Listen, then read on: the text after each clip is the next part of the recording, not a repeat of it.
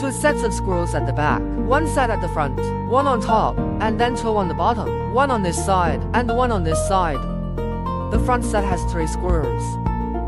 1 set in the back 3 screws. If the red light is tilted downwards, then you have to lift it up. That's to tighten the screw.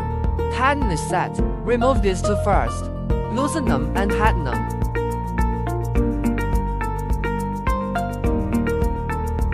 And then, if the light upward migration, need to adjust the light downward. Loosen the inside screws.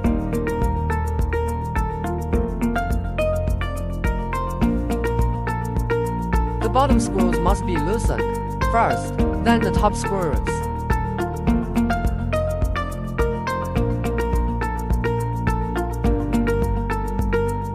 Then tighten it. That's all.